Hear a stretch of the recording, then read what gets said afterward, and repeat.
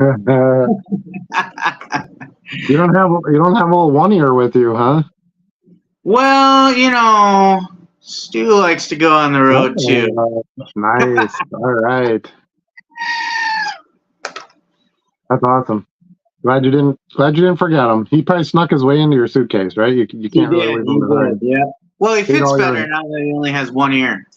Yeah, well, and you probably ate all your underwear while he was in there, so There's some holes in them. I noticed Oh, now. jeez. It's got to be from the goat. Got to be from the goat. Well, yo, YouTube. Welcome, everybody, to our weekly live Wednesdays, 8 o'clock Central Standard Time with me, Charlie, and Stuart the Goat. Simply Fan Goat. Stewie. The greatest tongue in the galaxy. Right? So we're probably gonna keep this one a little bit shorter. You might have noticed Charlie's on location for work, and I've got a terrible head cold. We've had flu ravage our household this past week, and I caught a good chunk of it today. So took my ibuprofen before I came on. I took my nap. I did everything I could to be here for you guys, but I don't know how far in I'm going to be able to take it. So we'll see how it goes. Or maybe Charlie goes solo if he wants to stay on longer. We'll see how it goes. But anyway, a couple of topics. We could possibly cover the grading versus not grading tonight. I know we kind of pushed that back a couple weeks. And then also look at pull the comments section back up. Okay. And then I also want to talk about Topps announcement today with them bringing back Chrome. Yeah. And kind of how we feel about that. I think they said finest too. I don't know. I haven't read into it too far. I don't usually have to research news very much. It all gets sent to me, so it's kind of handy that way. Viewers will either send me stuff or other channels or whatever. So, but yeah, that's kind of big news. Not shocker news. I definitely expected it. Maybe not this soon with them not having licensing for another year, but we'll see. Also, they made a beekeeper card today, which was pretty cool. Awesome. Yeah, for the Arizona game.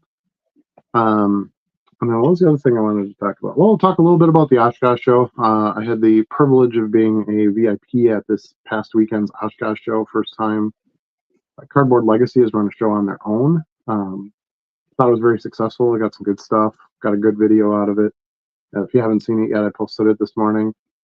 And they started a VIP, kind of a small scale, like the big cons do, right? Where you can get in early and get a few freebies and some bonuses and things like that. So talk about that a little bit and how we think that is, and if that's sort of the future of shows and why it's important to get in early. I think it's kind of a no-brainer, but maybe we'll touch on that a little bit. And then also PSA was on Sports Card Investor, or not Sports Card Investor, the Jeff Wilson show yesterday, the CEO. Yeah. Was on it, and he talked a little bit about some future changes to grading and things like that, and basically admitted that they use computer-assisted grading. Really? Yeah, so I think I want to start there because that tends to be a hot topic. I'm kind of more on one side of the fence than a lot of people are on the other side of the fence. And I just wanted to sort of get viewers' feedbacks on that and, see where everybody is on that one. I feel like it's necessary. I actually think it should have happened a while ago. We don't have any comments yet, do we? Weird. I don't know. I can't see it, actually. Oh, interesting. Okay. Yeah. Yeah, it might just be we just don't have. We actually started on time, so that always throws me off. I think it throws the viewers off too. They're like, "Oh, we'll wait till 10 after and jump on." Well, and I don't use this with my phone too often, so I'm not sure why I can't see far enough over, or do we truly have no comments yet? As far as I see, there are no comments. Okay. Did you remember? Oh yeah, you went live. I see the live. Yeah. Yeah, I did that once, didn't I? Yeah, I can see we have watchers and everything. So okay. But anyway, so he said that as far as the grading process go, oh, there's Bill. Okay, we got one. Yeah. Testing. We got a couple. Basically, that's really loud. That's a good one. Basically, he said that they use like a online centering tool or like a computerized centering tool. And a couple like scan type programs, if you will, to take a look at the card. The grade is still determined by the human. Like the computer doesn't say like, oh, this is an 8.5 based on what I, it's not that kind of thing. And he of course is really pushing, oh no, because I appeal, we need humans and blah blah blah. But I don't know how long that's gonna hang on. Usually, once you have human labor, that's fortunately, that's kind of a detriment to your business. They could grade 24 hours a day. It would be a lot cheaper. Things could come in and out a lot quicker. You wouldn't have any of those constant questions you have to answer about, oh, there's no consistency, or I cracked out this 8 and sent it in and got a 10, that kind of thing. So we'll see. I think it'll be interesting to see how much more they put in it. I think this is the first time ever he's actually mentioned something about computer assistance.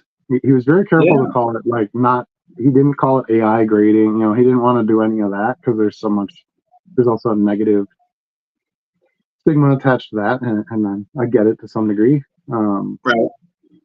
But you kind of fought that same battle when grading started, right?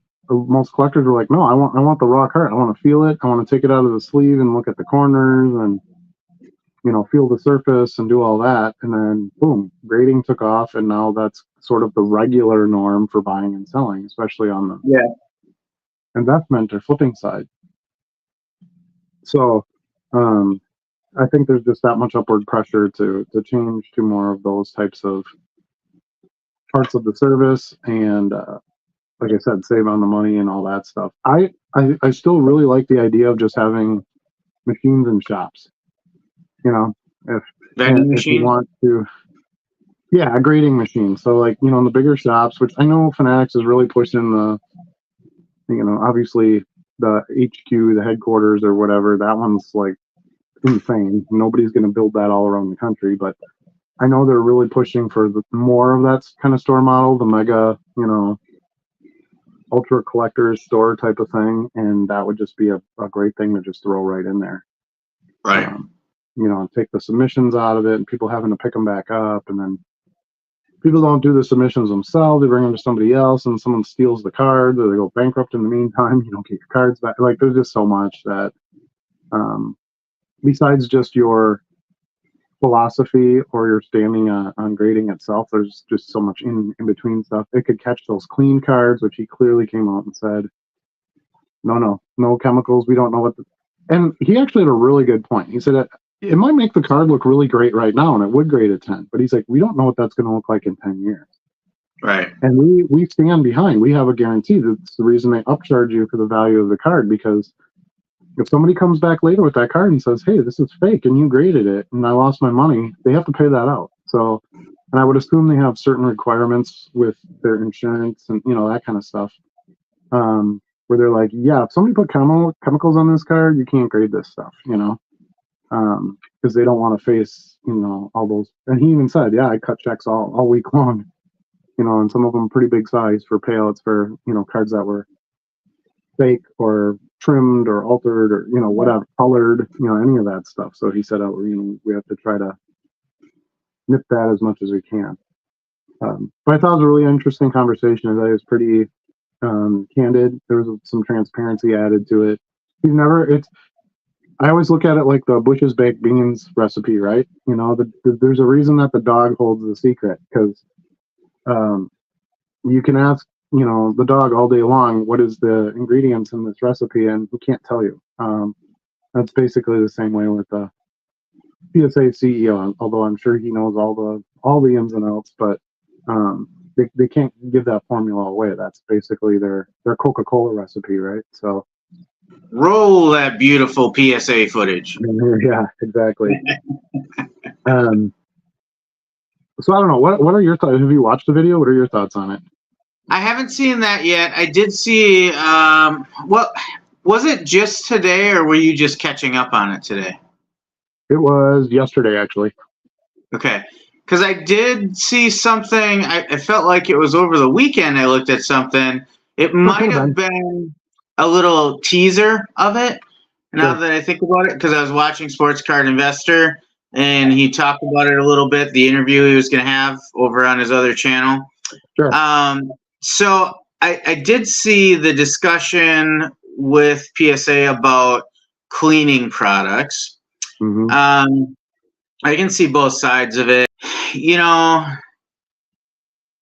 when you think about wax in a car, you're actually putting a layer of wax on your car to absorb some of the chips and dents and stuff like that too, right?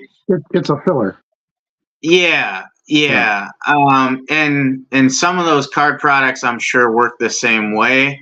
I have no problem with a moist microfiber towel or even a little spray of some kind of, cleaning solution.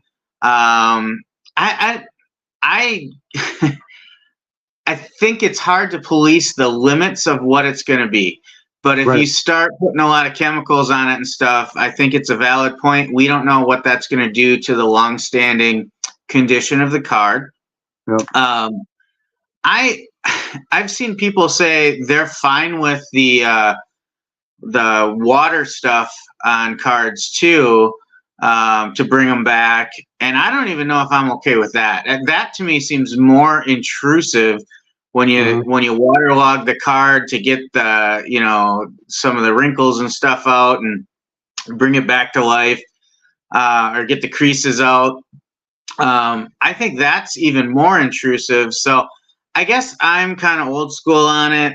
Not hardcore, not like Fox News hardcore, but I do feel like, well, I say that because last night on the road, as you said, I'm on the road. I'm in beautiful Muscatine, Iowa, the Pearl of the Mississippi, and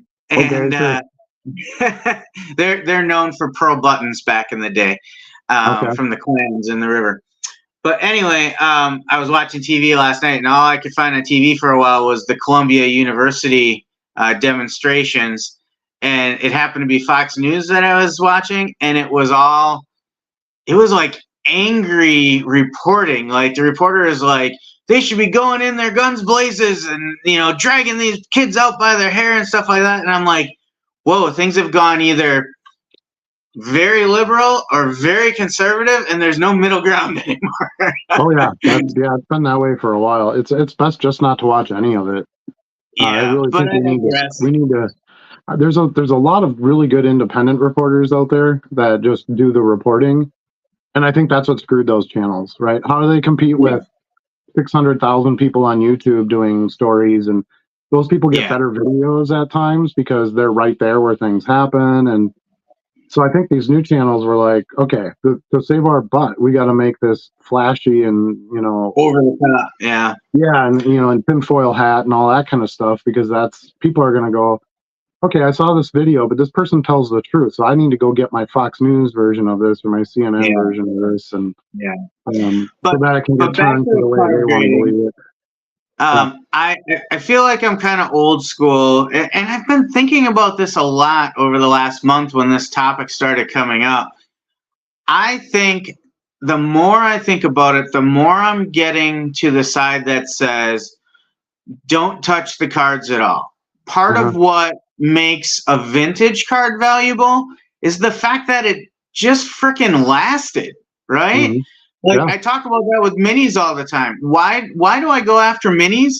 Because I feel like the population of minis lowers faster than full-size cards because they're harder to keep sorted and protected and get damaged more often, or people throw them out accidentally. Get lost.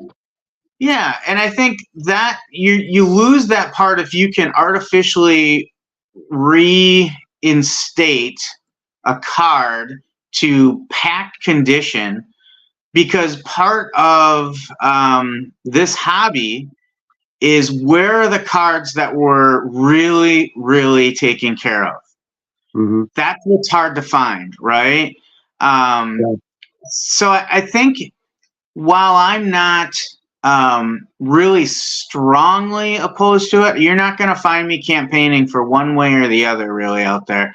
But I will say, if I had my way, I think I would say no cleaning products on it other than some good old fashioned moist microfiber, wipe it off if there's a little dirt contamination on it or something. That's it. Yeah. Smudges. Yeah, and, Finger I guess, smudges. and to me, and this is the reason I don't bring this up much in like videos and stuff, is I really don't have a horse in the race. I don't really grade stuff. I don't really deal in graded stuff. I don't sell any vintage that really matters. Big lots of commons and things like that you can Right. sell in any condition, and smaller margins, that kind of stuff. So I'm kind of like, whatever, you grader people can kind of fight this out. It's up to you. But Yeah. I feel like the whole grading and the flipping and the cost and all that is just it's so risky. And I don't have enough control in it, and I don't like that as a if I was just doing it for fun or for a hobby, or I had some cards that look cool that I want to grade it, that's different. But if you're trying to do it to make a living, it's not very good. It's not that much better than opening packs or just buying into breaks and hoping for the best. You're just buying lottery tickets. So that's true. I mean, grading cards is not really what we do. Now, I will say, I just sent 4 cards in the other day because they were running a promotion, $25 off. So I was like, sure, I got some cards laying around that I was on the fence about. But even as I was packing them up, I check them out. I look at them under magnification. I look for scratches. I look at the centering, and I'm like, it has a chance to get a 10. But as I send it, I'm like, there's just as much chance I'm going to get an 8 or a 9, and I will never get that grading money back. And to some degree, I think that's part of their business strategy. Yeah. Some of it is one of the questions I wish Jeff would have asked him. He did ask him some hard questions, which is good, but I really wish he would have asked him about population control. Like, do you purposely only grade certain cards, a 10 less than other cards because they're hard, they're so important or they're so valuable, and you don't want the other 8 people that hold the 10 to drop in half in value, and one of them's held by this rapper and one of them's held by this CEO at this company, people that matter that would make it a problem, right? Yeah. I think a lot of those big cards that get graded or get bought, I think those people are investors in PSA. Yeah. Right? So you kind of, not a bad idea. You kind of do your lobbying, right? With your checkbook, and then you can sort of protect your investment, I guess, a little bit, versus us who we don't have any say in any of that. We just send it in, and whatever they tell us, we got to eat it. But so anyway, that's kind of and I thought I'd start with that topic because, again, we were sort of pushed off the to grade versus not to grade for a couple of weeks, and I'm like, well, this is perfect now because we just had the CEO of the biggest grading company on there, and we can kind of fit that into some conversation. So I don't want to occupy the whole hour and a half, 2 hours, whatever we're going to try to do tonight with this, but that's kind of where I'm at. So please leave comments. Leave comments if you're in this chat and you have some opinions on this stuff or questions on it. We'd like to talk about it a little bit more. But I think the next home topic will be more fun. I would just add, some insight as to not being a heavy grader. What do I submit to grade sometimes? Well, there's really 2 categories. There is one, a really good looking card that I think I can make a little better margin on. So for example, some of the cards I shipped the other day, if I get a 10 back, I might get $80 to $100 in flipping them. Then there's a couple that I just think to myself, I think I want to keep this card for a while. And I don't know that there's a better way to preserve a card than getting it graded. I'll tell you what I do. I buy it graded. Yeah. I know what I get. I know what the market price is. If it's something that's not really rare, you should be able to find a few copies of it and kind of comparatively shop, just like you would a raw card, right? And maybe get a better deal on it. There's a lot of PSA 10s in my collection that cost me less than the grading fees. Yeah.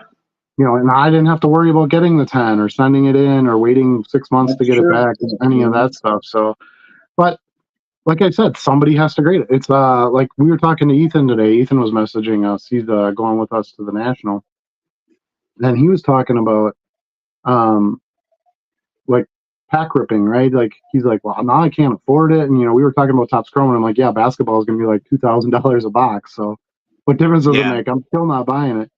But we're thinking 2015 Topps Chrome, where you can get it for $50 a box. It's not going to be that. It's going to be a flagship premium product. They're gonna want to put it back out that way as it was back in the day. Especially if they're trying to bounce Panini, right? Because who's your biggest competitor to Prism? It's going to be Topps Chrome. So they have to make sure that there's buyers for that.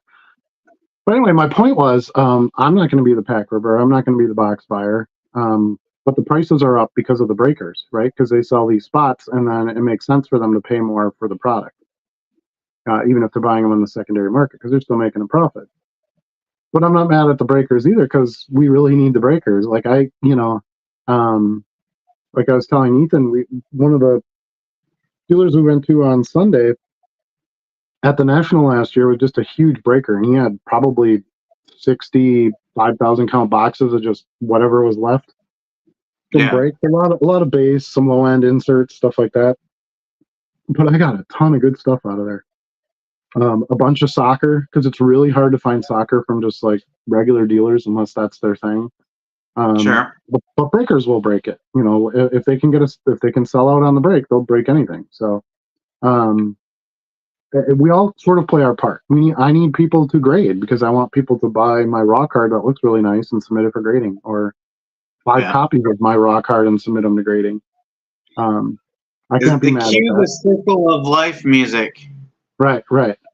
And because we all play like our beginning man and our end man, right? So like, you're buying at a show, you're buying from a guy who bought a collection, who got it for a good price, and he's selling the bigger cards to make his money, and he's selling the lower end cards cheaper to us to move them to get his money back for the collection he bought, and then we take them and then we sell them to the end buyer, the person who actually wants it, and we make our money off of them. And so so yeah, you need all the players. But I just don't think grading is ever going to be my big play. Yeah.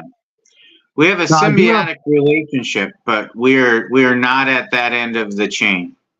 No, and I definitely have a bunch of my own cards I want graded for PC stuff. And again, like you, I would do it because I want them preserved.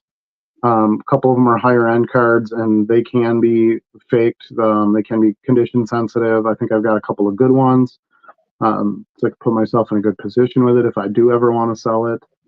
The other thing I think about, to be honest with you, is what happens if something happens to me and I got to leave these all to my family.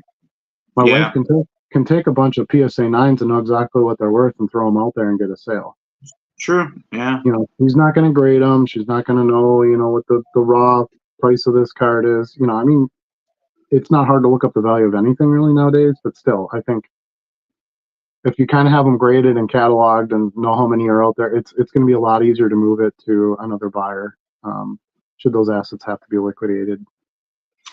Yeah. So. And I usually leave it for more meaningful cards too. Like the 4 I sent in, at the moment I can only remember 2 of them, but one was a Freddie Freeman first Bowman, and the other was a Shohei rookie. So I'm like, those are cards people will want in a collection at some point. If I get it graded, I don't have to worry about condition anymore. It'll stay where it's at. And if I get a 10, I get a premium on it, Yep, correct. And again, the fee isn't as big of a deal because you don't have to make that up because you're not looking to sell the card. Right. So I honestly believe grading, for the most part, especially in this market, maybe when the market was booming, it was a little different. You could just grade and flip if you could actually get the cards back on time. But I think now it's like you might have to hold on to some of that stuff, getting that money back. Plus, the grading costs have gone up so much. Right. just like everything else, of course, but even so. We did get a monetary comment here, so we appreciate that from Bin Flipping Goods here. Says, hello, hope everyone is doing well. You might not have seen the opening. I'm fairly under the weather. I'm going right to bed after this, and I'm sleeping in tomorrow, which I don't do. Took a nap this afternoon. Maybe I can help you out. Maybe you need some goat fuel. I'm sweating. I had eggs for dinner. I had a Gatorade, and I had ibuprofen, and I had a popsicle. That is not my normal dinner. So helping me. It's helping. I'm a little better juiced, and I'm going to be good through this. But yeah, it's Anyway, thank you so much. I really appreciate you. I'm not sure which one of these I actually want to open up and try tonight. I got a tropical berry, a blueberry lemonade, and I've got a watermelon fruit punch. The only one I've tried before is the watermelon fruit punch. I tried the blueberry lemonade. I usually like those flavors together. I think you're right. That reminds me of like a Jack Daniel's cocktail. Yeah, it does. You're right. Yeah, that sounds good. I had Papa Top again. I actually had one of those this weekend. I had a Jack and Rockstar at the show, so that was pretty good. Well, that's pretty good. Yeah, good. Enjoy. All right, so let's move on to some comments. Yeah, right. You have to work tomorrow, I assume? Yeah, back at it at 7 a.m. It's a big day, too. I got quarterly business reviews and then a big fancy event in the afternoon and evening. So, well, that sounds terrible, so have fun. Yeah, corporate world. Right. My daughter's supposed to have a school concert thing tomorrow, their spring concert. I don't think she's going to make it. And even if she does, I don't think I can go. You know, they film it for YouTube, so I'll be able to watch it. But it's, as a parent, those are the kinds of things that are really awesome. Yeah. To be a part of it sucks to miss, but it is what it is. So I feel more disappointed if she can't be there, For sure. They've been practicing and singing songs and all that kind of stuff. Yeah. All right, should we move on to some comments? Let's do it. All right. So Bill's first one here. Welcome, Bill. Thanks for joining us. Lofi Joe is here. Testing. Every time I see that, it makes me think of Beavis and Butthead. Remember that? Testes. 1, 2, 3. By the way, did you see that Saturday Night Live Beavis and Butthead? It is amazing. I watched it live, and I had to call everybody in the room. I think it might have been the best piece of Saturday Night Live in probably the last 10 years. It was that good. Yeah. So, and totally on a subject that kids have no clue about, but right, exactly. that 10 p.m. audience shouldn't be kids anyway. So, all right, Dan is here. He says, "Evening, guys. Evening, Dan. Howdy. Test on what? I did not study. And we're not going to give you a test. Sorry, we're going to grade on a curve. Right? Yeah. Yeah. If you get 1% right, you're a winner." Good evening to all. Joe is here. Buy the card, not the grade, said Brad. Definitely.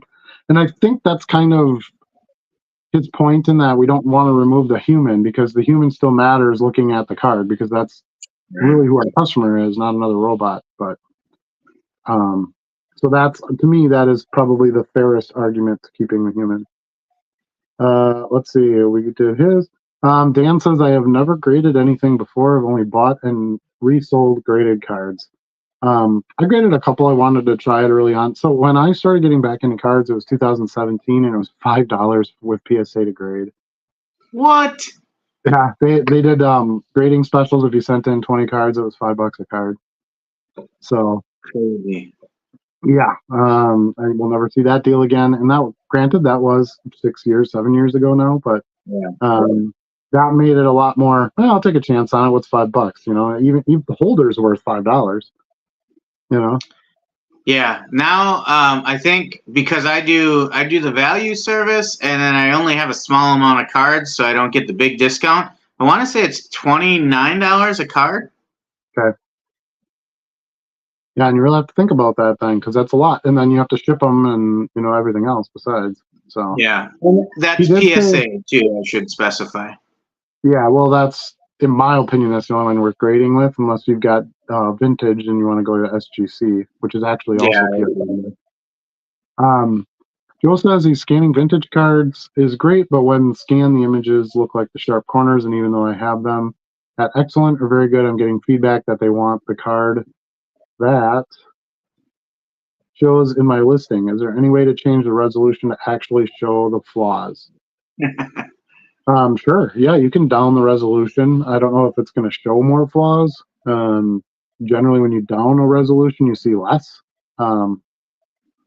But I haven't run into that. I've scanned quite a bit of vintage in. That's probably the biggest thing that I've scanned, and I haven't had that problem at all. So I don't know. Maybe you're not showing enough border or something, and that's kind of screwing it. They're not able to see corners and edges as clearly. Do you have a black background on it or a white background? If a lot of the cards are white, you want to make sure that you're showing the edges and the corners on a black um, background. I don't know. Do you have any tips, Charlie? Yeah, I think two things come to mind. One is I want to make sure I understand you're using an actual scanner versus your phone. Because if you're using your phone, then the angle can certainly inadvertently disguise some flaws, especially like corners, right? If you're at a certain angle. If you are in a scanner, though, I think upping the resolution to show more detail is really the only thing you can do. So Right. I think I'm at 600 DPI, and while you're still using 300, right? Correct. Okay. Yep, I use the 300. Scans pretty quick. I think they look great, and I've had no problems with any of the cards that I've sold. So, other than making sure in Card Dealer Pro they're correct, Right. because that doesn't always work out that way. But Yeah. outside of that, Max is Series says grading is nothing like lottery tickets, though. Pay for your education and buy the university with the education. Grading has been easy money for years. And that's great. Yeah, if that's what, like I said, I'm not putting down grading. It's not my play, but I'm glad it's there because people buy, my cards and then send them into grading and can make a profit that way. I think that's awesome. I'd be interested in hearing from Max, though. Does he think it's different for TCG? Because that's really where Max plays True. more. And I wonder if, like Pokemon cards, it's still pretty lucrative. So I missed the boom for cards, right? Coming back in last year. From what I understand, it was like the COVID years when everybody was breaking packs and sending them in for grading right away. Like it sounded like people were just taking base cards and sending them in to grade them and making money off them. From everything I hear, that environment doesn't exist anymore with sports cards anyway. No. And maybe grading is different on the TCG too, with the rounded corners and things like that. Maybe it's a little easier to really pin it down if it's a 10 or not.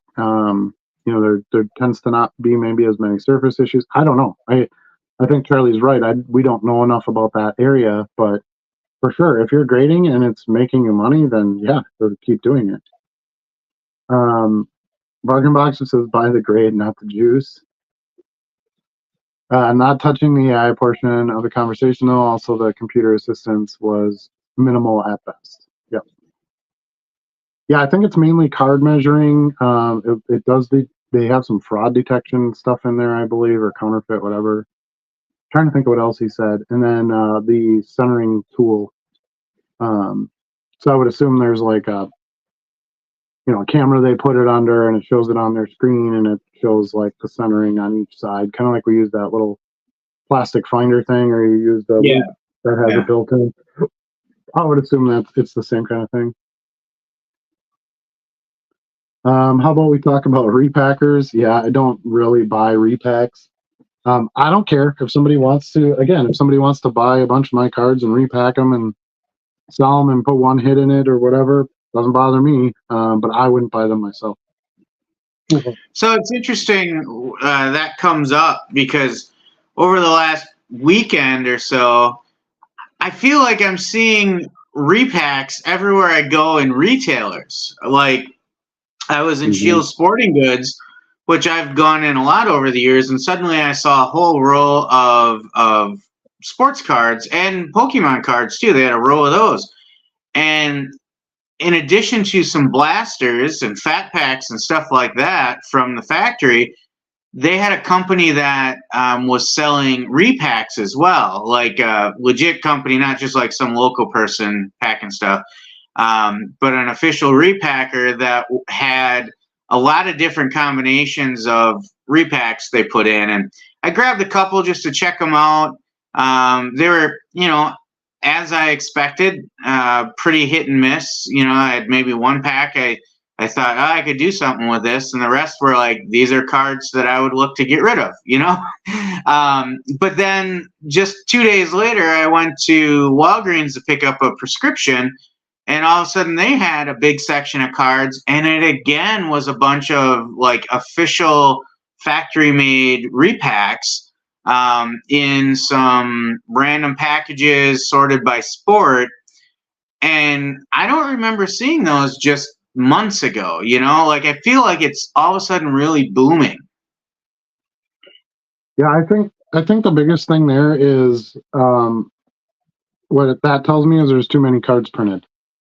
So Right. there's this glut of cards, and they're buying like these huge monumentous stacks of cards, off of breakers or whatever, and then repacking them, and they'll spend a couple $100 on some hits, and um, and because they're a real company or they supply to these major retailers, they probably do get a lot of sales because it's hard to find. It's still hard to find packs of new stuff. Yeah.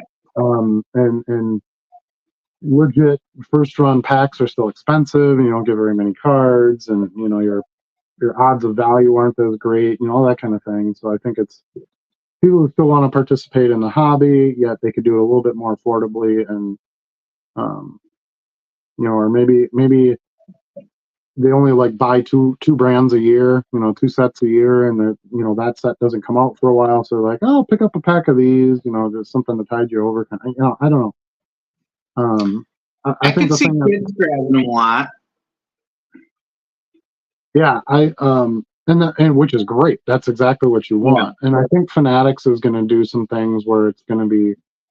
I know they've tried to do like cheap kids sets of cards, before. Some of the companies, Upper Deck was pretty good at that. Donruss had like triple play and fun packs and things like that when we were kids. Mm-hmm. Collector's Choice, was considered a cheap option. Nothing fancy on the cards. Yeah. Um, so I'm hoping that there's going to be more of that. I know they're going to try to have more presence in the ballparks. Probably attach some giveaways to it. Like baseball's been great for giving away a bobblehead when you come in, or giving away a towel, things like that. Hey, here's a couple packs of Topps opening day when you go to the opening day game. Yeah. It features players of the teams that are playing that day. Things like that. So I'm hoping that more of that comes out. But anyway, back to repacks. What I can tell you is people buy them, so people keep making them. So, Yeah. and What about I'm not. shows? Do you think it's different at shows when you have repacks out there?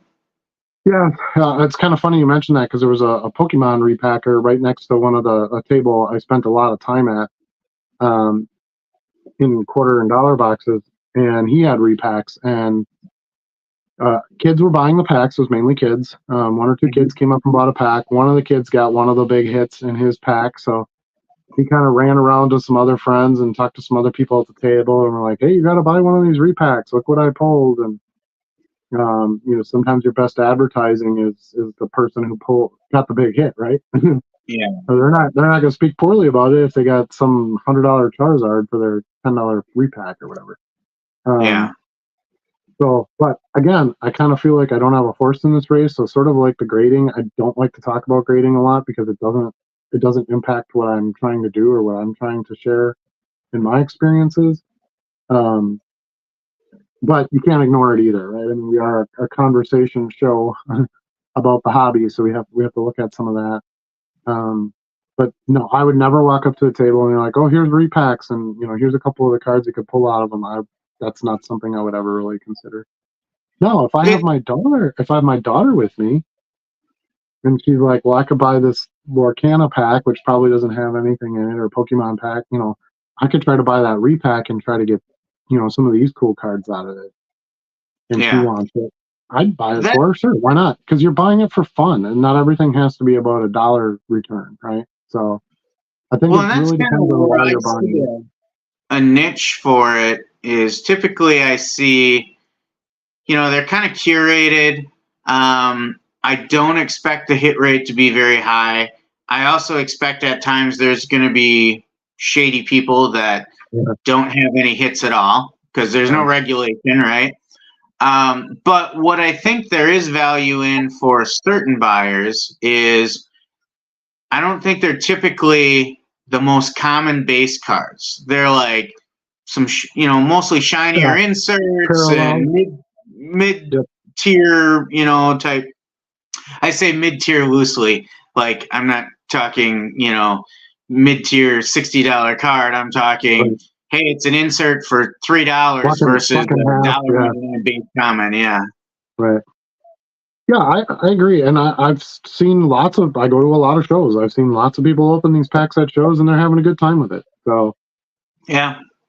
I think that's probably I think you kind of hit the real concern on the head is, just the run of the mill random person running repacks. Who's there to check and make sure that those rare cards are actually in it or whatever. Or they don't know which pack is the rare pack. So as they hand them out, they hand out all the low end ones. And if they sell them all, fine, they'll hand out the one with the big card in it because they got their money, but they don't take the chance of handing out the big card and they only sell one pack. Right. And they've got all these cards that don't have the value. So, and that would obviously be the thought in the back of my head. And you can make them look pretty professional. You can get these nice foil bags that have the ripped top on it and order your stickers and put them on there. So it's not hard to make it look like a real thing, but it's still just a dude putting cards in a pack, that he has laying in a 5,000 count box. So, and I think same with the live show sellers too, whether it's eBay Live or whatnot or whatever. Like, I have similar concerns, right? Yeah. Yeah, I like lots. Without a doubt, is it is not really for me. Correct. Yeah, so that's exactly that's why, again, I don't bring up repackers a lot in my videos because it's not something that I really do. Now, that being said, to some degree I will at times because I'll buy lots on eBay where I don't see all the cards, but I have, like, I can see a few of the cards and I kind of have a feeling about what I'm going to get. Yeah, are the investments low enough where I know, like, dude, I could at worst break even if these are all, base, vintage, whatever, Right. So I'm not saying never take a chance on anything. I opened I found a pack of Zenith at Meyer. Yeah, Meyer 2 days. I was at Meyer like three times in a day. It was insane. Sick kids run you to the store a lot. And they had a few just fat packs, the 30 card packs. And I'm like, you know what? And Meyer is like the worst place to buy them because they're the most expensive. It was $10 or whatever. I'm like, you know what? I haven't ripped a pack. I love Zenith. It's a fun product to me. I like the inserts. I like the chrome finishes on some of the stuff. I like that they put Pinnacle cards in there and Pacific branded stuff. I like that kind of thing. Now, I didn't want a mega box, but I'll take a $10 pack. And I pulled a Stroud rookie out of it, a base. But, you can get a good chunk of your money back with just that one card. And it was fun. I did it for fun. And, I think that's kind of how you have to view some of that stuff. I don't generally go to the casino to win money. I think that's kind of how I see it with packs. I think, in fairness, I'll probably get more consistent low-end cards in that, like insert range in a repack, and have fewer waste cards than maybe buying a blaster of Topps Archives. True. I think that is a possibility.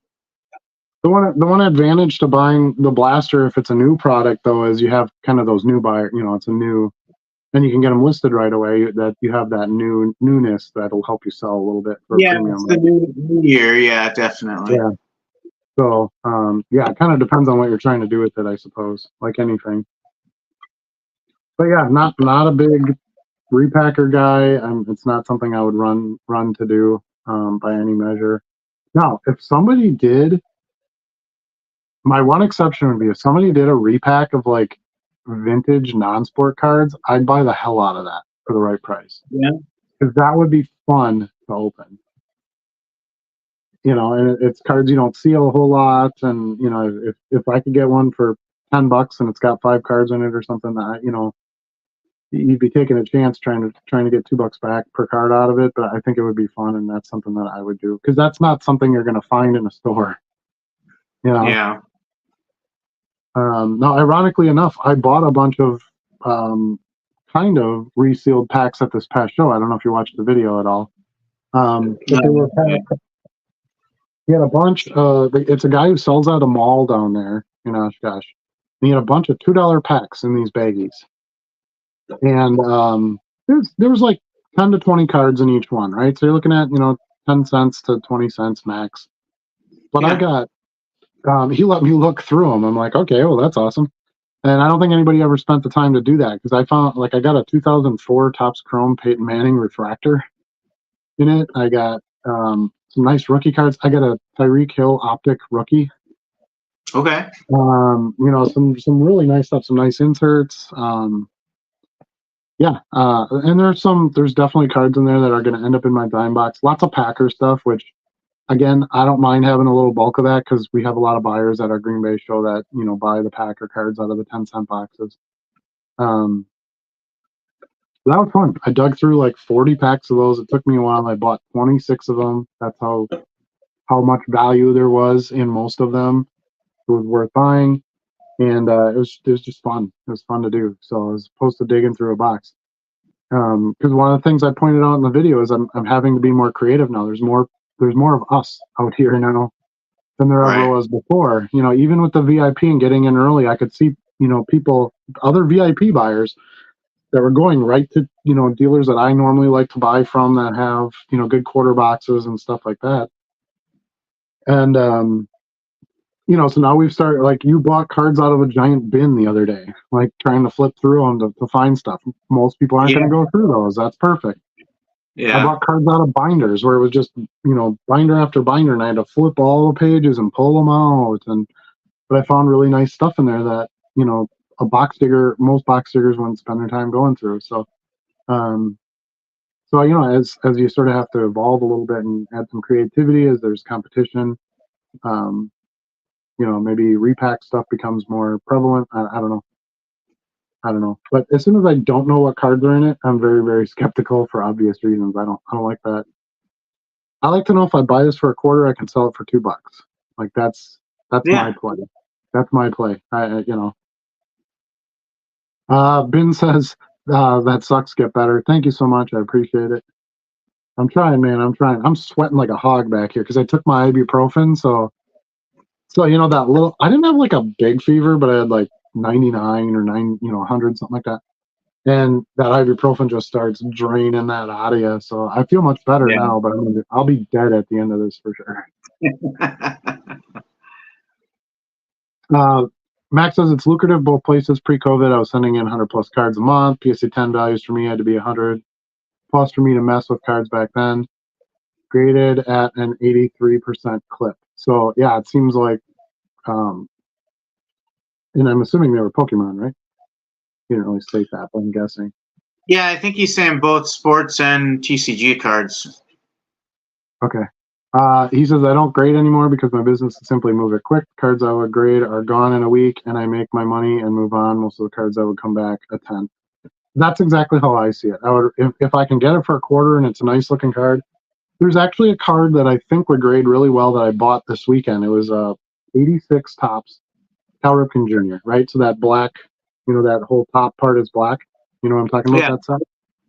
Mm-hmm. And it is minty mint. And I'm kind of examining it, and even the dealer was like, yeah, that's a really nice copy of that card. And I'm like, you know what? All I'm going to do is charge a premium for it. I'm going to pay him. It was a quarter box, so I probably paid 20 cents, whatever it ended up being in the end. If that card normally sells, near mint but not really mint for $4 or $5, I'll ask 7 or 8. right? And I'll just make my premium there, and somebody else can buy it and then send it in the grade and do all that kind of stuff. So that's kind of how I play it as well. I would have already made more money. Right, exactly. Only gripe I have about repackers are that the big best cards are gone from shows right away. Looking for a downtown or Kaboom, not going to find it at a small show. Right. Yeah, those are the big money stuff. There's like, I remember last year at the National, there were like some just giant repackers that were set up there, and they had some big stuff. Like Jordan autograph jerseys and like big stuff. So I think one of them had a 52 mantle. It was like a PSA 2 or PSA 3, you know, but still. So if you're looking for kind of the big scale stuff, the home run type buys, your buys are going to be a lot more expensive, obviously, and your odds are going to be worse. You know, the more the prize goes up. But yeah, if that's your thing, the National will definitely have some of that for you. The guys that set up at the big shows know what to buy and are fine grabbing thousands of dollars worth of bigger cards for 80-85% when they know they can go to Chicago, Dallas, etc., and make 10 to 15%. Yeah, when you're talking the big dollars, you don't need the bigger margin. I agree, especially if you move them quick. If you're selling out all your packs, Walmart Target repacks aren't what TBB. Who's TBB? Is referring to. I'm guessing it's the whatnot repackers and bigger shows have them too. Let's see. Wolfie Joe's heading to an antique toy show near his condo this Sunday. Cards they had last year were super hip, way underpriced. Oh, got it. And miss, way overpriced. Yeah. There's a reason that I like to go to shows and I like to dig through the boxes because I get the comment all the time, why don't you just buy the whole box? And sometimes I'll do that, especially if I can get it really cheap or the dealer's desperate and just wants to move the whole thing, or I get the shipping products with it, you know, something to motivate me to do that. But generally just to go up to a quarter box, not really look at it and say, hey, I'll give you, you know, whatever it is for this box. No, the whole point is I want to pick the ones that are underpriced. Like you could lose your margin real quick if you're just paying for the stuff that's of cost and maybe you're sitting on it now trying to sell it because you got to sell it for more than it should sell for. So,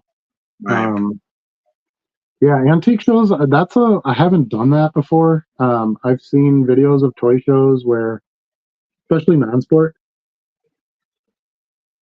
Uh-oh. Hold on, I'm gonna have another one. Especially non-sport, I've seen at toy shows, and I think that's pretty cool. I've been pretty motivated to try to go to one myself to find some of those types of products. I don't find at a lot of sports shows. But yeah, do your shopping, do your due diligence. Usually, here's kind of this is a free tip. I got a free tip, Charlie. You ready? All right, let's hear it. Okay. And I don't think that this is anything I've invented, but one of the things I do before I go to a card show is I do look at the top selling raw cards or players, I guess, cards players, same thing to some degree, on Sports Card Investor and Card Ladder. So, you know, Colton Cowser was all over the hot list on those two lists, really. So I look for Colton Cowser stuff in quarter and 50-cent boxes. You know, a lot of dealers maybe didn't pull any of those cards out yet, you know, because he was just prospect. And I found a bunch of them. I bought some. I'm trying to think of who the other guy is right now.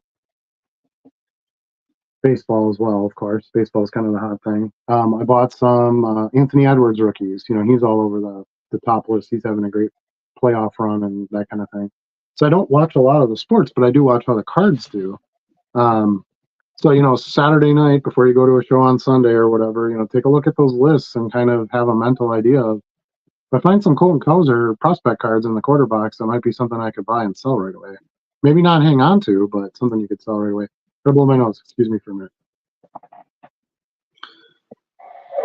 Yeah, you're working that cold out. That's for sure. Yeah, like I said, my ibuprofen's going to wear off, so that's going to, you know, it could get rough a little later. But yeah, good luck to you. I hope you find the deals, and I hope you leave the ones that are overpriced and don't get desperate. All right, I'm talking about the card show card and card shops high end cards disappearing.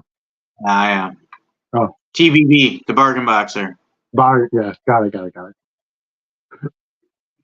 Is it normal to have $241 in total sales and only $91 in net sales? I do free shipping also and promoted sales at eBay's recommended rate.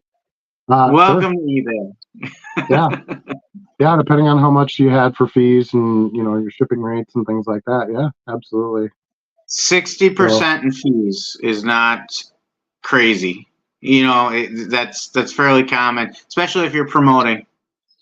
To me, where this hits you like this is when you sell a lot of single cards. Yeah.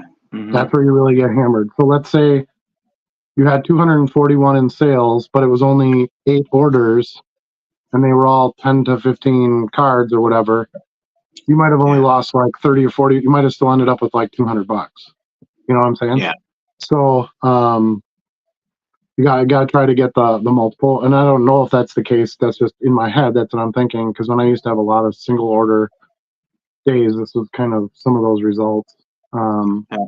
You lose a lot less when you package those sales. And I see the same a lot because I still have a lot of singles days. I'm slowly growing those multi-card sales, but there's still plenty of days they're all singles. And I should specify, when I say 60% in fees, I'm saying all in. I'm talking eBay fees, your shipping supplies, your postage, your purchase price for low-end cards. Yep. That's typically when I go back and reconcile the numbers, it's about 60% in selling costs and 40% profit. Yeah, mine is lower than that, but I sell a lot more volume, so that's what changes it.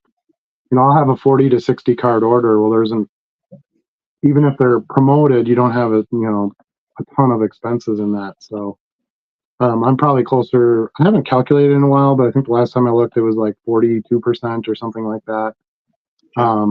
With kind of my expense, and to some degree, it depends on what you bought the card for, right? So like sometimes you get a super good deal on a card. Let's say I got this card for 20 cents and I sold it for $35, which definitely happens as well. Well, okay, yeah, you're gonna lose your normal fees, but your cost of goods is so low that your percentage of expenses is going to be really low versus I bought that card for 25 and sold it for 35.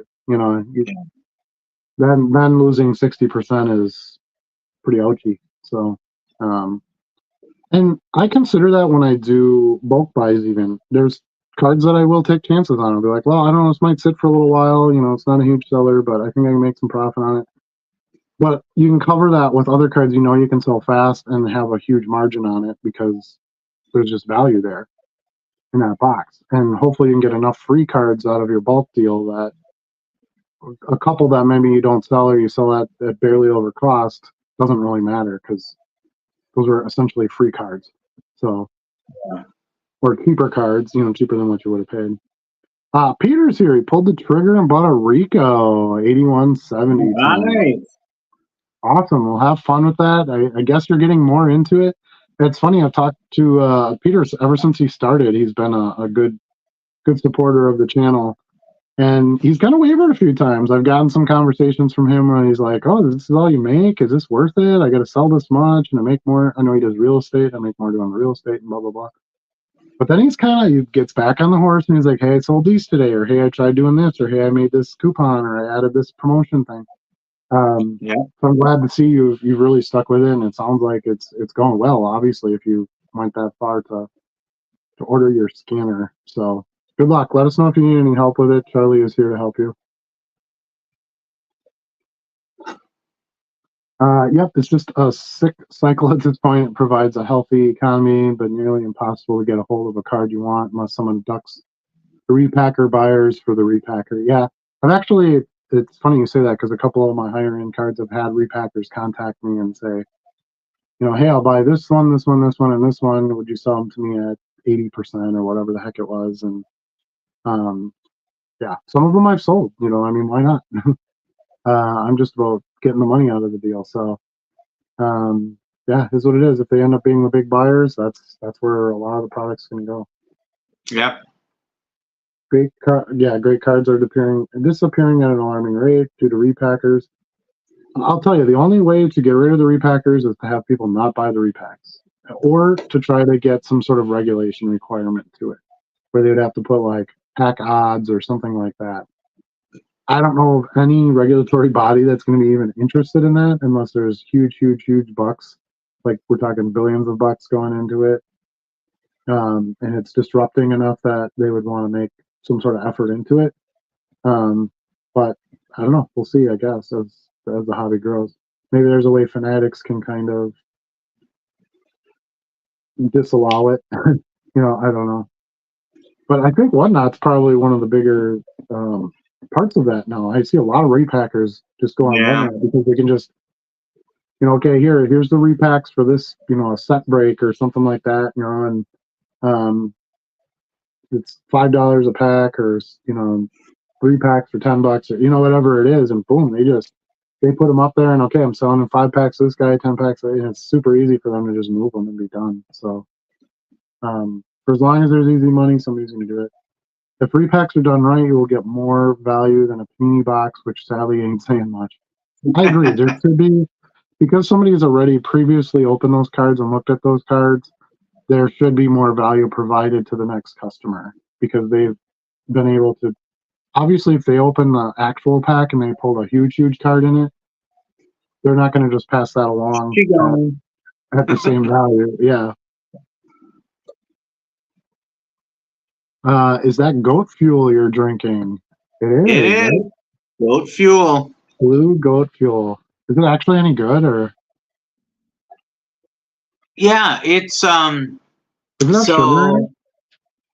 It's no, it has like, this has 3 grams of carbs, but no actual sugar. So it's got all sugar replacements. I would say that they are good, but not great. If that makes sense. So it's not like I'll go out of my way to go find them all the time, but if I see one, I'll have one. Yeah, I've never tried, so obviously at some point I'll have to get one of those into my body and see how it goes. Not tonight. That's for sure. You need your rest. I need my rest. Joe says, God bless you after I sneeze. Thank you. Appreciate it. Yes, all singles in your orders. Yeah, see, that is your big problem. You have to try to get over that hill. It's exactly what I figured, because that's where you have to ship each one. You have to pay the transaction fee of 30 cents for each one. You have, your back end fee, or your selling fee percentage that you pay, and then you have, what's the other one? Oh, promotion. You pay your promotion fee. So yeah, you're getting hammered. Yeah, you're probably losing about half the money. That's why I always say, if I price a card at $1.99 and it sells at $1.99, I'll get about half of that if that card sells as a single. So, and I don't sell as many promoted cards because, again, I have a pretty regular customer base. My coupons draw customers in, and they're not finding the links on their own where I'm paying that promotion. And I don't promote new listings for a few weeks. So anything that goes in that's hot real quick, and sells real quick, I don't have to pay that extra, 10 to 15%, whatever it ends up being, on top of it. So there's a few things you can do to sort of correct what you have going on. To be honest with you, though, if you don't have a lot of listings, you just sort of have to eat the feed until you can grow enough and get customers and have enough available where people want to buy multiple cards. It's just going to take that time to get there. Yeah. eBay auctions would do a flat rate promotion price for auctions, and now they are doing percentage promotions for auctions. Oh, looks like I accidentally lost Adam. What the heck? Now you're in first position. There you go. Oh, I know. So I keep getting pop-ups that, like when you're talking, and I exit out, but I must have accidentally hit remove you from the stage. Oh. Yeah, I'm just a second mortgage now for a home equity line of credit. Right? I'm not first. All right. That was a little mortgage humor. I thought everyone would really enjoy that. It usually goes over well. Okay, so auctions now are charging a percentage, so that kind of makes sense.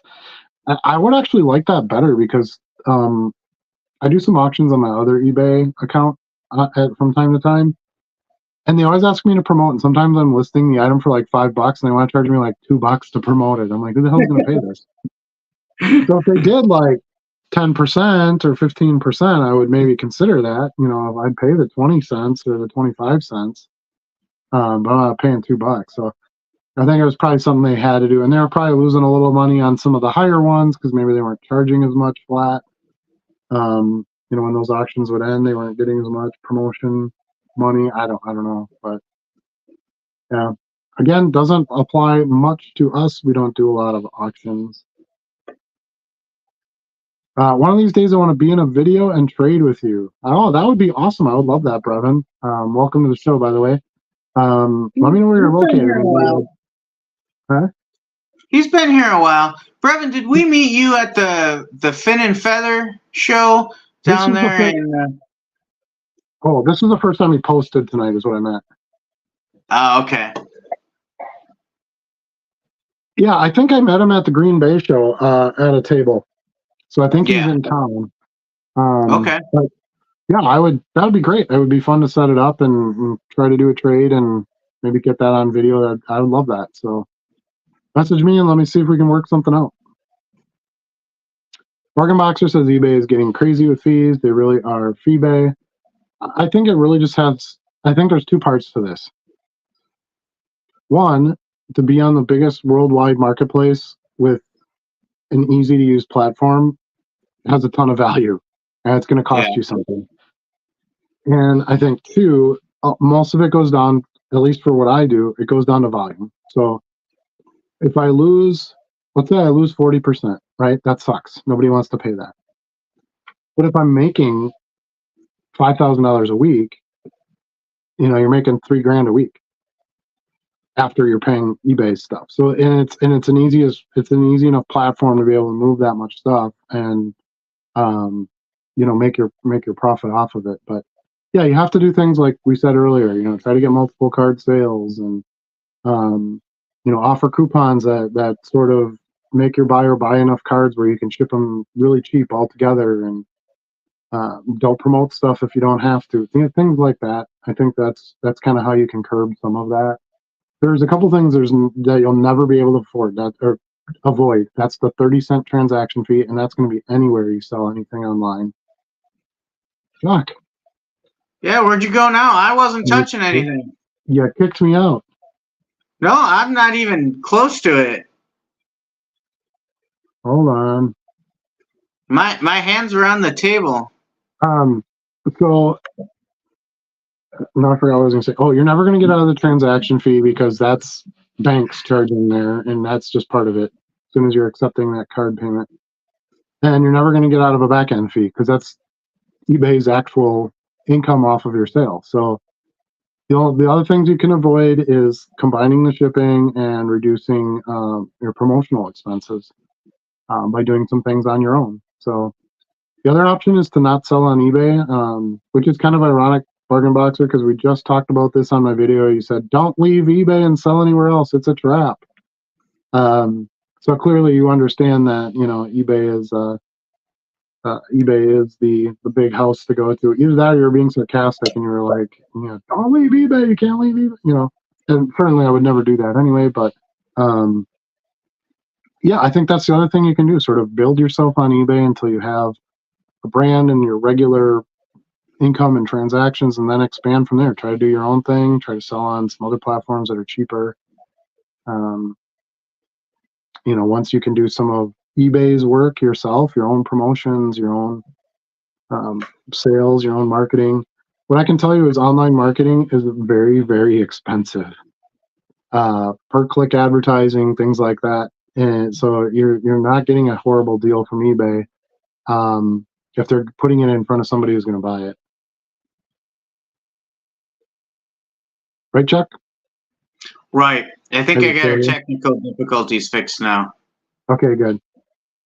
I think Dan- I was keeping my phone charging while we were doing this, and I think sometimes the electrical current causes it to like do crazy things. gets out. Interesting. Yeah. Well, that's kind of fun.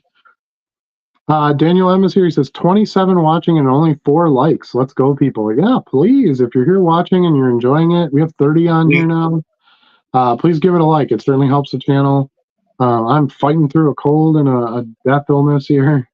I appreciate some likes as we're getting through this. Charlie's on the road. He took Stu on the road with him, and he had to go buy a phone stand because he left his at home so that he could be on here tonight with us. So let's show that appreciation for putting this together and having some good chat on here. Daniel's got a job as our hype man. Yeah, I love it. If I could wrench you, I'd give you a wrench if I could, but I don't think it does that on StreamYard. That's only on YouTube, but I'd let you moderate on here. But yeah, thanks for promoting us. Appreciate it. All right, so Ben Flippin' Goods is back. He says, wife starting to give me that side eye. That said, the Steve Smith rookie auto came from the same source. Nice. Yeah, Steve Smith rookie auto. That's not a bad spot. I'd take that. Yeah, absolutely. Are you talking about that one dealer that I bought from? I'm assuming that's what you're referring to, right? Where I bought I think he's referring to those $2 packs. That guy had other stuff too. He was I tried to help him a little bit because I think he had some stuff underpriced. He was a little older gentleman. And I think he got a little confused on some things oh, this is a Patrick Mahomes rookie card, and it wasn't. It was like one of those fake printed ones that you see on eBay and stuff. I'm like, don't try to sell that to someone because it's not real. And anyway. Vintage sports cards. When does it make sense for eBay to just have a minimum order of $3? Eventually, shipping is going to eat up the total profit on a $1.99 card. Well, you know what? We said the same thing about a 99-cent card, and we said the same thing about a $1.29 card and a $1.49 card. Basically, what all of us have to do as sellers. Here's one of the things I love about what I do for a living now. Okay, so if you let's say you work a job and you get 50 grand a year, and inflation goes up 7%, are you going to get a 7% raise from your boss next year to cover that? In most cases, not. No. So, but I can, because I can go in and I can raise my prices and I can get my piece of that inflation that I need to operate. And as long as kind of all of us sellers sort of go to the same mold, the buyers are going to have to, understand that, okay, there's inflation here too. Whether you believe in the inflation's real or not, prices are going up. So we have postage is going up in June. I don't know if you knew that. It's going up to, it's like another 4 cents or something like that. It's a big amount. I can look it up real quick. So that was one of the reasons why in the past few months I just went right, because I was doing $1.79 as my lowest price, and then I saw that they were going to raise the rates. Well, so I said, to heck with it. I'm just going to go to $1.99. Technically, when we saw that a few weeks ago, that was a proposal, but I think we all assume it's going to go through and be effective. Yeah, I believe it's real now. I just saw something about it yesterday. Postal. Oh, it's July. It's going to go up in July. To 73 cents. And that's the normal rate. That's not the machine rate. So we will get it for, let's see, we pay what, 64? I don't even remember. Yeah, 64. So we save 4 cents off of that, so we'll pay 69 come July. And that's July 14th. So yeah, I don't think eBay would impose a minimum order. I don't see why they would care to do that. That's kind of up to you. If you want all your orders to be $3 or more, then price your stuff at $3. That's up to you. You can control that. But yeah, I don't think that's coming at all. And I didn't attend the last eBay Live, but I went back and watched it, and they didn't even touch on any of that. Oh, really? Minimum price points, nothing like that I saw. So I wonder how many. Yeah, this is funny because I use this as my example a lot for the show. I wonder how many PSA 10 Zion-based Prism rookies end up in those repacks. A lot. Yeah, I would imagine they got them at bulk pretty cheap, and people lost their butts on it. Is what it is when you have 20,000 of something great. It's usually not a good thing. Thanks for your recommendations. You're welcome, Jamie. Hopefully that helps you. Um, if you're trying to reduce those expenses, you're going to have to get more cards out the door at one time, but it's going to take time to do it. Joe asks, Cooter, did you sell those Adams Family cards and how much they sold for? I sold every single one of them, and they did really well. I think the cheapest one was like $7.99, and the most expensive one was like 30 something. I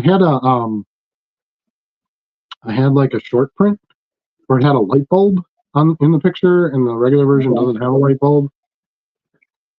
So I was able to squeeze a little bit more out of that one too. But yeah, they did really well. I think I had 7 or 8 cards in that lot. So yeah, I probably did, I don't know, $85, something like that out of them. So pretty good. Let's see.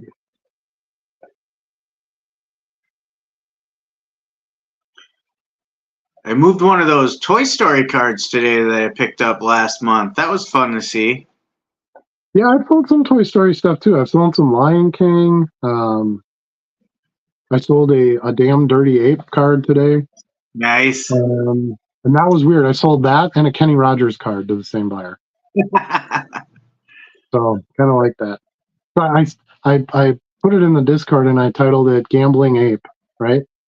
Yeah. Kenny Rogers was the gambler.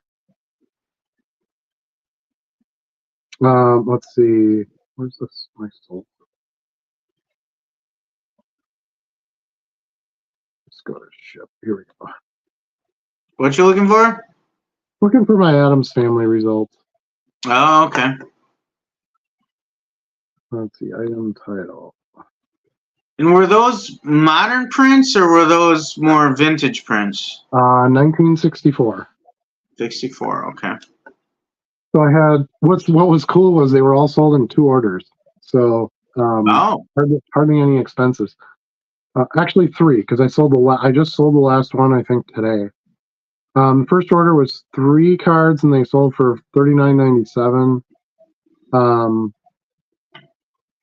And then that buyer bought an additional card for $16. So those 4 shipped together. And then I had another buyer buy some Empire Strikes Back data file cards of R2, Lando, and Vader. And then bought 4 of the Adams Family cards. And that cost him $48.93. And then let's see, the last one I sold for $7.99, and I just sold that yesterday. That was the last one I had. So not bad. And those came in a super, super cheap non-sport lot. They were pretty awesome. Yeah. They did not stick around long. I maybe could have asked a little more. I priced them slightly higher than some recent previous sales, as I normally do. And they all got bought full price. I didn't even get offers. They were just gone. So, but I didn't really have anything much into them. So that's okay. So when it's pure profit, it's always a good thing. I've only been selling for 3 weeks. Yeah, that's going to be a big part of it. It's just going to take you time. Don't worry about that as much. I mean, the fact that you sold 291 cards and you've only been doing it dollars in cards in one day, and you've only been doing it for 3 weeks, it's not bad. So just try to get the volume up, get a lot of listings done, focus on that, and you'll get there. It's a grind.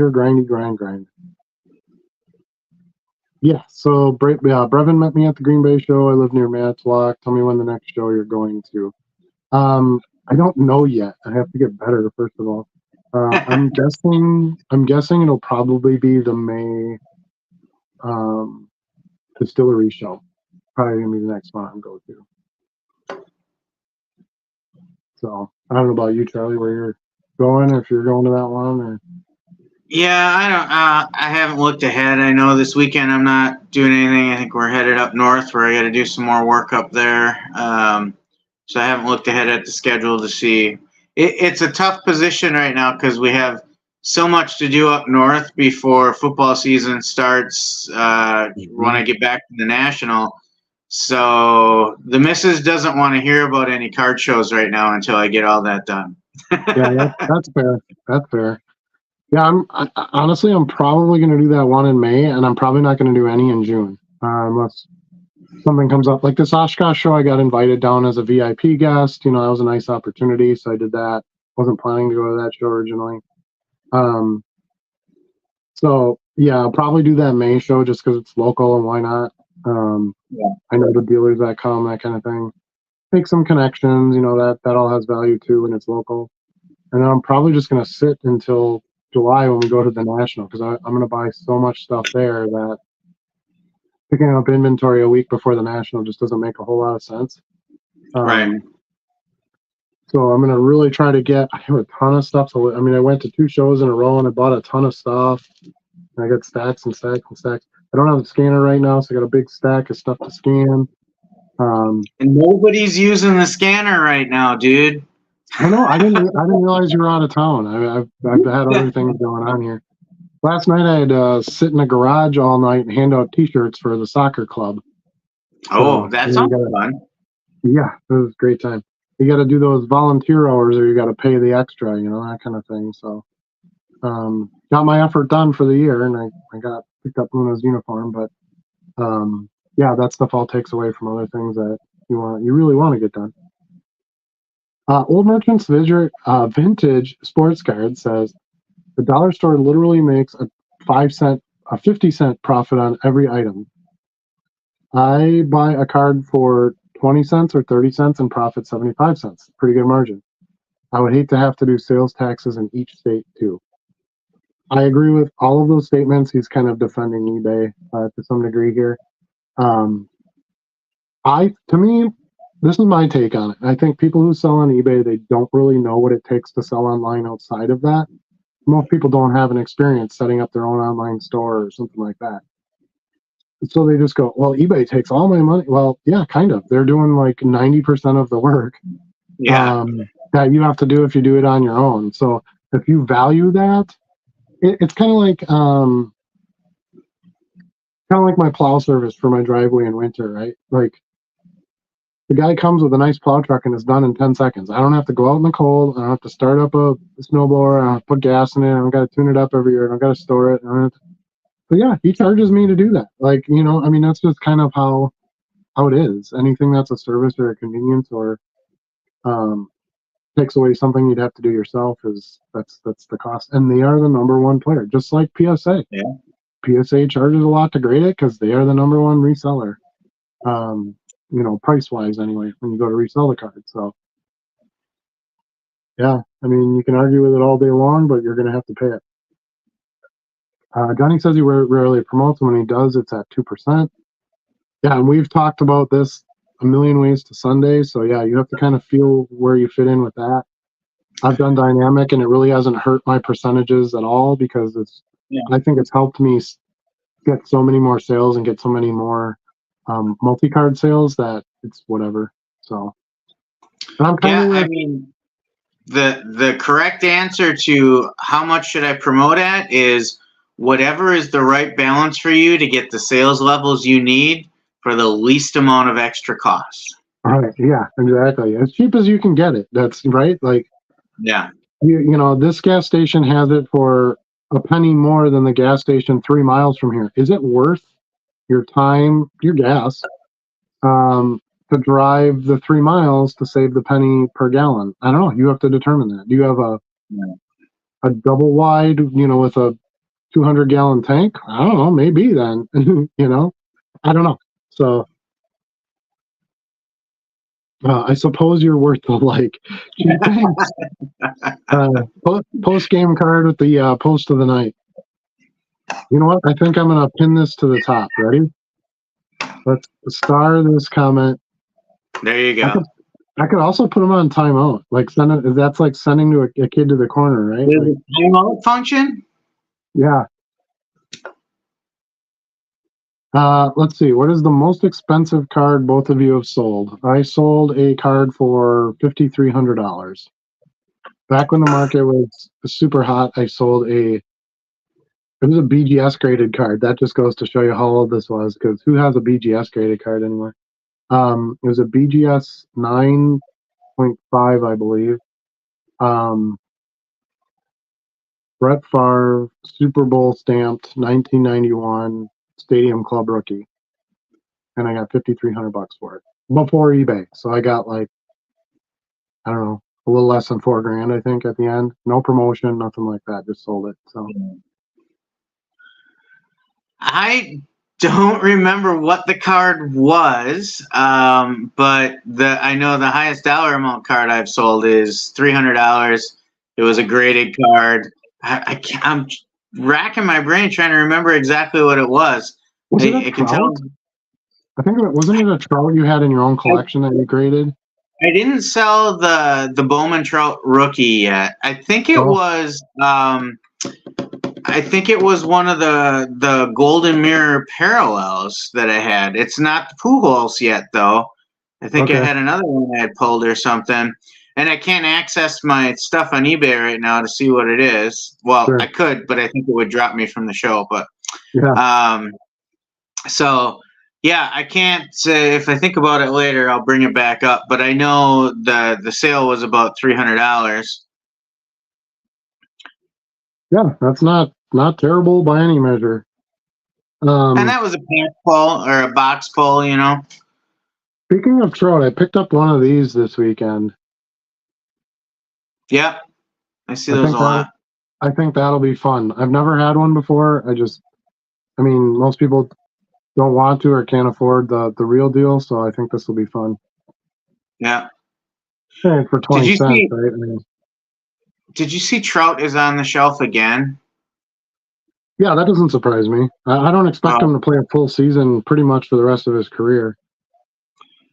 Yeah, this one's like he'll be out for an undetermined amount of time, though. Like it's shoulder or something like that, or elbow. I don't know. Yeah. Yeah, he probably has to. He has back. Oh, no. Meniscus. That's what I think it was in his knee. Okay. He's got that that degrading back problem that he can never. It's like just going to be a problem for him for his whole life. Yeah. And I think what happens is your body compensates sort of for that condition, and it's probably making him susceptible to other injuries and things like that. And right. Yeah, it's unfortunate, but yeah, somebody commented on my Tyreek Hill rookie in the grab bag. So I'm going to grab that out here. I'll show it to you. It's actually in really nice shape, too. At first, I thought it was a hollow, and I was like, ooh, dang, I got something here. Yeah. Because Tyreek Hill stuff is very easy to sell. I haven't even looked it up what it is in value. But when it was in a bag for $2 with 20 other cards, it was there's no point in looking it up. That's a for sure buy. But the first pack, not the first pack I opened, but the first pack I looked through where I decided it was something I wanted to continue pursuing had the Peyton Manning 2004 Chrome refractor in it. And I knew I know that's a big winner. I sold not that long ago, I sold a Favre 2004 Topps Chrome refractor, and I think I got $29 for it. So I would think Peyton would be somewhere up there. That was not a huge printed year. Topps Chrome refractor people are, they want them. There's literally, I had a guy buy a bunch of my graded Favre refractors back when the market was hot, and his name was like Refractor Man or there are people like that is totally their thing. So here's the Tyreek Hill optic rookie. Hopefully you can see that with my ring light sort of shining on it there, but it's nice. Surface is really clean. Corners are good. Nothing wrong with it. No scratches, obvious scratches. A little bit of a like watery mark type. Surface needs to be wiped clean. Let's put it that way. But outside of that, it's in really good shape. And then here's the Peyton. Tell me this isn't an amazing looking card. That does look sharp. Yeah. With that shimmy shine, and then the blue and the white in the uniform with the blue and the white in the card. I mean, that is just dope. So, if those were the only two good cards I got out of the packs, that would have been worth my efforts. So, and then, like I said, there was tons of other good stuff. I got number cards out of there, some other rookies. I got an Eli Manning rookie out of one pack. I got a Roethlisberger rookie. Not high end stuff. Like one was press pass, and I think another one was it wasn't Tops. Donruss maybe rookie. But anyway, all stuff of players I carry that sell very well. So went outside the box pretty much literally on that one. Just a bin full of these little $2 baggies, and I said, well, what's in these? And he's like, you go ahead and look. And I'm like, I guarantee you no one else has done this. So this is my opportunity to find something, because this was my last buy of the show. Yeah. This wasn't like, I got in early with the VIP. This wasn't like the first dealer I went to where I know for a fact no one looked at them. When you're stopping at a dealer late in the show, you have to consider, well, how many people have gone through this stuff. So, yeah, it was a nice little honey hole. Let's see. You can still price your cards at $1. They would just have to buy 3 of them. I'm not saying $2.99 for a single card. Oh, gotcha. Yeah. I got you. But then eBay would say, okay, you need to add 2 more cards to your order because you only got $1 here, and we need it to be a $3 minimum order. I don't know if I would like that, because I don't mind a single $1.99 card sale. I get tons of them. Like I said, after fees, I figure 50%. I know I'm less than that on average, but I figure I lose about half by the time you're looking at shipping supplies and all that good stuff. I'll take $1 on a lot of these cards all day long. I don't have a problem with that, especially now that they're baggied and it's easy to find. I don't have to spend any time searching for single cards. But yeah, I think customers would be like, what the hell? I'm not adding 2 more cards. They just abandon that cart, and then there's no sale. I don't know where that would be an advantage to eBay. What do they care if you sell 1 single card? They're not packing and shipping it or doing any of that, So I don't know. Brevin says, you guys have a good night. See you on the next live. Thanks, Brevin. Appreciate you being with us. We'll see you next time. Yeah, look for us. Well, me. I'm 99% sure I'm going to the distillery show. I'm pretty sure you'll be there. It's at a bar, so ask your mom first. But yeah, that was a decent show last time. Lighting was a little bit of an issue, but good dealers. Matt runs that show too, just like the KI. He does a good job. So I'll be at that one likely. I think that was May. Honestly, it's May 16th or something like that. I don't know. Charlie scored big on the jockey card. Yeah. I didn't tell you this, but I bought that Zenith pack, at Walmart like the day before. I found a pack of Sport Kings, and I love Sport Kings. They're so weird, right? And it was $20. So I bought it, and basically what you got was a complete base set. So I was like, okay, well that's kind of cool because it's the volume 5 base set or whatever. And then you got a pack that had like this many parallels, and then either an auto or a memorabilia, and then a couple minis and a nickname card and so on. And so my memorabilia card was an Alan Trammell, which I thought was pretty solid. And it was game used. Which I thought was allegedly. Well, they say it is. I don't have any other way to judge it. All I have to care about is there a buyer who's going to look at it and say, "Yep, I'll buy that." But fun little box. I might buy a few of those here and there as time goes too, because I love those cards. They're great, and you can't buy those in like a pack or you know what I mean. So. Yeah. This was what's that Panini set? It's kind of a antique looking set. What the hell is it? I don't know why I can't remember anything tonight about these things, but it was like John Cruget, I think is his name. Wasn't he the Secretariat jockey or something like that? Well, that would make sense then. The Secretariat's pretty famous. I've sold some jockey cards before. I just sold a bull riding card a few days ago. That was the first for me. Yeah, so I already sold a bunch of cards out of that box too. I sold the Alan Trammell base and the Alan Trammell memorabilia. I sold one of the mini, which was like Well, light.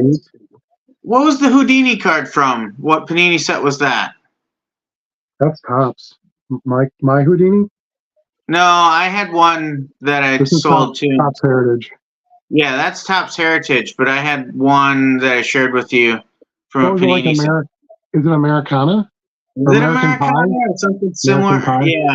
Yeah. Yeah. I'll buy those in lots once in a while. There's some good stuff in there, actors and actresses, and so a lot of those Starline cards. I sold a Casey Kasem this morning, of James Dean. It's good stuff. Get some weird stuff. So jockey sale's pretty awesome. Too bad he's out again. Yeah, we were just talking about Trout. At the Eau Claire show, I recognized a value box you searched on video. There's a bunch of Brett Favre cards. I told the dealer he was YouTube famous, chatted and searched for his boxes for an hour. Nice. I hope you found some good stuff. Yeah, I think that's where the videos are kind of fun. They're actually a lot of work. It took me, because of the way I did this video, like chopping in my pickups instead of doing two separate videos, it took me a long time to do it. I thought there was value in doing that. Just so that, as a viewer, you could kind of see, okay, he's digging through these boxes. Okay, he's talking to this dealer. He made this deal. What did he get for that? Right? Instead of having to wait till the next video and trying to piece it together, which dealer it was from, I just put the chunk right in there so you could see. Now, I did have a few cards get mixed up. I know that for a fact. It's really hard when you're shopping at a show all day, not to have stuff sort of shuffle, between themselves. But outside of that, you could really get a pretty good understanding of what I did with that dealer. So yeah, I'm glad you enjoy the videos. That's something I'm going to continue to do. Let's see. Supposedly not season ending though on Trout. Okay, well that's good.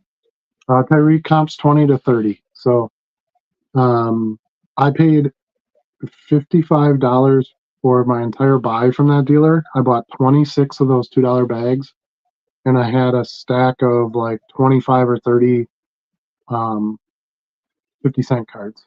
So I did that. Tyreek Hill basically paid for most of what I bought. So I like those buys. Same with that dealer next to us at the Green Bay show, and I got that case hit Merino, and I sold it. I showed you. I sold it almost instantly for $29. So, I love that when that's hidden in the buy, it allows me to, because I said I had $67 worth of cards, all right, based on his sticker. I offered him 50, right? I was trying to come up a little bit because I knew he was kind of a stingy little old man, right? And he had good stuff in the bags. And I was like, okay, well, this won't insult him. It'll allow him to come back, throw a few bucks on top to make sure he wins, Yeah. That generation with the winning. Anyway, what he didn't realize was I was the real winner, I guess, at the end. And I'm not trying to give him a hard time. It was just, this is the situation that was there. But he came back at 55, and I was like, yep, no problem. Because I knew what I had there. Yeah. You can pay a little bit more when you're not getting all quarter cards, and you have to get a certain price reduction to make your margin.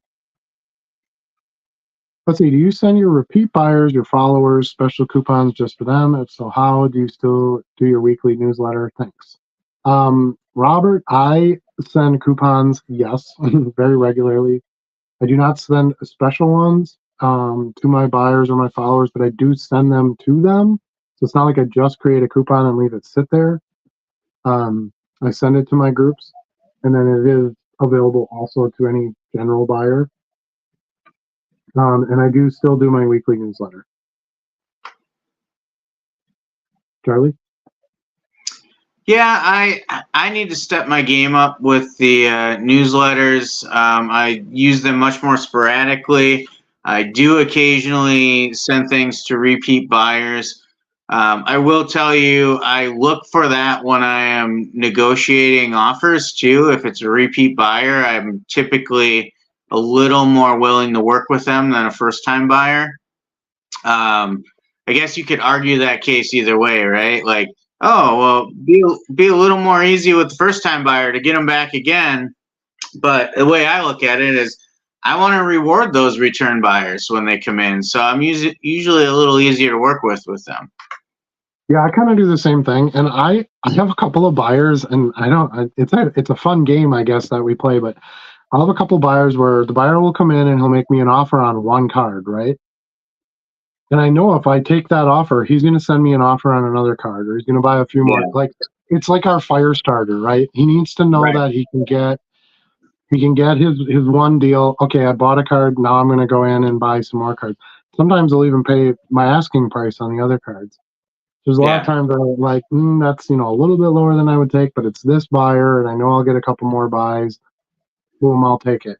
So yeah, it's interesting. You have to know your customers to some degree, and um, I like repeat customers because you don't have to deal with nearly as much customer service. They don't bug you with where's my order and it says as much. Um, Feedback should be pretty as long as you do your part. Ship it yeah. on time and send the right cards and do all that stuff. Pretty easy to get that feedback. By the way, I hit 12,000 on the head right before the show. Now I'm at Nice. now I'm at 12,001. Um, but yeah, so I definitely want my regular buyers or previous buyers to get the coupons, but no, I don't see why I would make a special one because my offer would probably be the same to both. And I just want it to appear on all my listings. So whether it's a current customer that goes and looks at that listing or a first time buyer that looks at that listing, they're going to get the same deal there unless they send me an offer, a specific offer. Then, like Charlie, I'll review it based on a relationship or a potential relationship. I'll even do Yeah. that whether it's a current customer or a new customer based on how many offers they send me. If they send me offers on, like I had a guy send me offers on 85 cards yesterday. Oh yeah. Yeah. So I had to go through and look at each one of those. Now, some of them were way lower than I wanted, but I accepted about 22 of them. So, Yeah. so that was a nice sale. Now, those were less money than I would have accepted as an individual card buy, but I know, like, okay, if I sell these 12 cards, I can pack them together. It's 88 cents shipping, blah, blah, blah. I do all that bit of math and I go, yeah, I give up 20 cents more than I would normally want from a single card buyer, but I save 35 cents because I'm going to ship it with all these other cards. Right. So you're actually still getting more money. So there's a lot of that. I think eBay to some degree is a game and you have to play it as best you can to reduce some of those rates. Because I've seen that before too. People post and they're like, man, I pay like 68% of my sales in eBay fees. And I'm like, dude, you're doing it wrong because that's way too high. And eBay's not going to tell you that, but yeah, that's not a great business model. You're gonna have to the volume. You'd have to increase your volume even more to make up that difference. Robert's up to 35 followers. Woohoo! And I love every one of them. That's awesome. Yeah, I looked at mine this morning because I was looking at. I had to make a new coupon because I had one expired, and I'm at 1,247 followers. And actually, I can send another coupon out today. They're eligible. So, um, and that's just the time thing. You got to provide good service, send good cards, leave feedback, reply when they have questions, and boom, they'll start piling up those feedbacks. They'll start piling up those supporters. Um, eBay will contact you and ask you to participate in projects. As you have more value to the community, you'll be able to do more things. Small Cards is here. I think that's how you say it. Hey Adam, I've been a casual seller for a few years, but after discovering your videos, I've really stepped it up using your advice. Appreciate all the content you put out there. Hey, thanks, Great. man. I appreciate it. Yeah, I appreciate it. that's the whole reason for doing it. I feel like a lot of people could benefit, from kind of what we wanted to do. It was different than what everybody else was doing, at least at the time. Now it's we're a few years into this now, but yeah, and comments like that are awesome. I had it was kind of fun at this show. One of the dealers I did a big buy from. Um, I started. He was talking to another customer, and I was digging through some of his quarter boxes. Had nice stuff in there. I bought a ton of stuff, and so he's kind of dealing with the other customer, and I was digging through, and then as soon as he's done with that customer, he's like, "Hey, I watch your videos. I really like them. Thank you so much, and I learned a lot, and blah blah blah. How many do you sell?" We had a lot of conversation about um, where things were going. I had another table towards the end. I was actually looking at a table right at the exit, or consequently entrance. It's the same door, but anyway. Um, and I was wearing my camera on my backpack strap now, so I got a new camera mount. And I had a guy kind of walk up to my side of the table there, and I was digging through a box. I didn't really pay much attention to him, and he just kind of goes, "I'm on TV," which is kind of funny. But then as he was walking by, he kind of just so it wasn't on camera, he kind of whispered into my ear. And he goes, "I just want you to know I watch your videos, and I really appreciate all your content." And that stuff's awesome because it is. I even mentioned it in the video today that I posted. I said it is. It's a grind. It's a lot of work. You don't make any money doing it for a really long time. Even Yeah. now I make some, but it does not pay the bills. Um, it's a little bit of a labor of love. It's a little bit of a community building. It's a little bit of a social media presence, and building your brand and your business. You have to kind of look at all those as having value as well. But in the end, if people don't tell you they like the videos and watches them, how long is it going to continue? So I Yeah. do really appreciate that. Sometimes I think it's hard too because we get this assumption. I was actually talking to a good friend of mine who does toys, vintage toys and stuff like that, and he just wants to get his channel going again. I posted my video. He must have watched my video, hasn't watched, and he's like, "Good growth to it." He's like, "Last time I talked to you, you're only, you didn't even have 1,000 subs and blah blah blah." Yeah. And he was like, "Well, what can I post, or what do people want to watch, and things like that." And it's like, so it's cool that I can even help someone else, even though they're not doing what I do. Right. Hopefully get something off the ground and have some fun with it. So, and you too, Charlie, you got your channel going, and Yeah, I don't do as much content as you do, but I do enjoy putting some things out there when I have some time, and I think people appreciate it. I get a lot of comments and messages on some things. So if it helps people, great. If it entertains people, great. Whatever you get out of it, I'm happy to serve it up because I I do think enjoy doing it when I have a chance to do it. I think that Discord has been a great place for you. I see a lot of people messaging, "Hey Charlie, how do I do this?" or "Hey Charlie, what is your settings for that?" Or um, you've kind of become a little bit of the tech guy in the group, answering some of that stuff. And no, I think that's great. I think that's great. Wherever we can all contribute to help each other, Yeah. I think there's some value in that.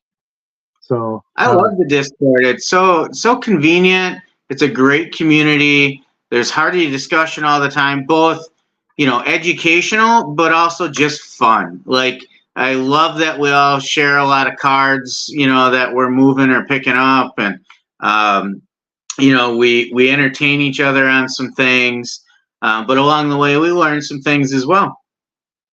And I think it's good to keep the community active in between videos. When you can make a video and I can make a video, we're both busy for lots of different reasons. Um, and the live shows and things like that. It's given us some things we could take out of it to make things better for us. Like the 6x9 envelopes and the free UPS labels, and like all that stuff came out of the Discord. So if you haven't joined the Discord yet, look at that. There's our tech guy. See, told you. Look at that. Charlie's. Sorry, I apologize. Nose is starting to run. I think my ibuprofen's wearing off. We're gonna hang it up pretty quick here. But Charlie put a link to the Discord on there, so be sure to join that. It's totally free. I've expanded a lot of the in our own server there. I've expanded a lot of our own channels. So there's lots of different areas to get some info. There's eBay specific info, there's sales info, there's pickups posts. You can put your social media info out there, the link to your eBay store. It's just a great way to have us all sort of connect. Instead of you guys just looking at our faces, we can all participate a little bit more. I did take a shortcut though. That's the link from last week, which was set to never expire, but we've had some issues with that. So if you have trouble with that link, just let us know. Otherwise, the server on Discord is the dollar box. So you should be able to search for that and find it as well. Yeah, pretty easy to find. It's the only one out there called the dollar box. So check that out. Let's see. Bargain Boxer says, as much as Trout sucks, his 2011 Topps update should be 20 cents. Yeah, I don't think you're ever going to find that. Sometimes cards just kind of become iconic, whether they're truly important or not, or the player's important. I think Trout would have been a pretty premier legend in the game had he not had the injuries. Some argue he'll still make the Hall of Fame. You know, I don't know. So we'll see. I think he will, and I think he's the player of this generation. You know, I think guys like Jeter will be remembered too, but Trout was the guy for a number of years. Yeah. As far as his entire game. Wasn't he a little bit later pick in the draft too? Like he wasn't supposed to be like the guy, and I don't remember where the Millville meteor was. Yeah, I'd have to read. I don't follow much of that, but he was named the minor league player of the year. That doesn't say when he was drafted, but the other thing I think people like about Trout is he looks like an old school baseball player, right? Yeah. You take a picture of Mickey Mantle and Lou Gehrig or something like that, and you put Mike Trout there. It's like he looks like a baseball player, and I think people like that nostalgic part of baseball. And I don't know. That's why I think there's just some appeal. He's a nice guy. Who hates Mike Trout? Like nobody hates Mike Trout. Nobody does. He played the game right. He played the media game right. Yeah, shows up to every game, every practice, even with this pain and everything. He's working through that, and plays on a crappy team. Doesn't complain. A lot of spotlight was taken away when they wanted to sign Ohtani, and he's like, okay, no problem. Yeah. I think there's parts of that matter when it comes to sports card value. Yep. Now, imagine if he had played for a team like the Yankees or the Dodgers instead of the Angels. What a boost that would have given him as well. I honestly think that's probably what would have happened had he still had a lot of trade value. I mean, who's going to buy him now? He's such, and it's just unfortunate, like I said, because I think he could have been a truly generational player. But the injuries and stuff, nobody's going to pay the big money for him, and he's not much of a podster, so I think he's just happy to be on the Angels team, and he'll play there until he's done, and that'll be that. But yeah. Oops, I just skipped that. Post-game card said he bought 5 value boxes from that dealer. Awesome. Hope you got some good stuff in it. Did you look through them, or did you buy them blind at a price? Matt Margus here found a 2019 Crown Royale Max Crosby rookie, $199 for $3. Nice. I got it in a bulk deal. When I got home, I was shocked at how much it was worth. Sold it for $150. Nice. Crown Royale is an amazing product. The 90s stuff and the later stuff, the Panini release stuff, I think. And out of $199, I mean, not the lowest printed number, but it's it's a decent serial number for sale, especially on a rookie. Yeah, I would not have guessed 150 on that though. I mean, was it graded or was it raw? Yeah, I probably. Well, he said he got it for $3, so I'm guessing it was raw. Yeah. Yeah, like, 150 is what a surprise. Did Crosby's mom buy it? I don't know. Maybe there just wasn't that many rookies of him. He doesn't play a position where it's a popular player. 2019 was a little bit lower in printing year. I don't know though, because I would think he had plenty printed because he was pretty high profile and he was featured heavily on Hard Knocks. Oh, that's right. Yeah. Well, maybe that's how you got more money too. There's Hard Knock fans that were buying up something like that, just like the Kelsey effect with the singer chick. What's her name? Taylor Swift. Taylor Swift. Yeah.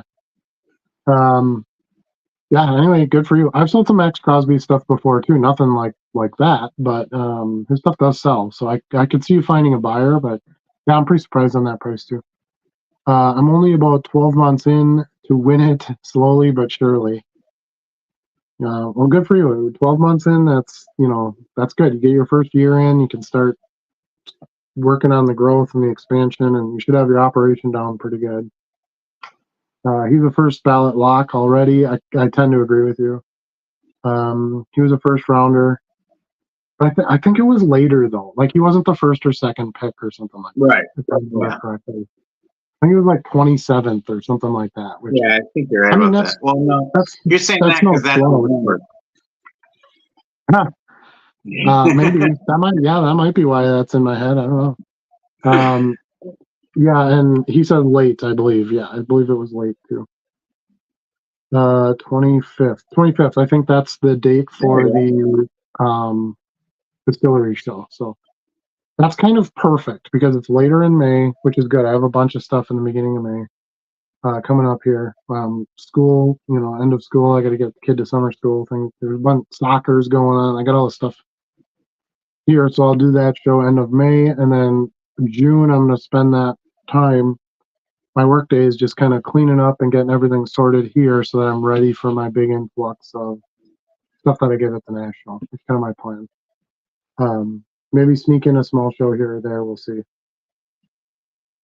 Trout is the poster boy for the advanced stat war generation. Easily first bet. Correct. Yes. 100%. When he does play, his numbers are very impressive.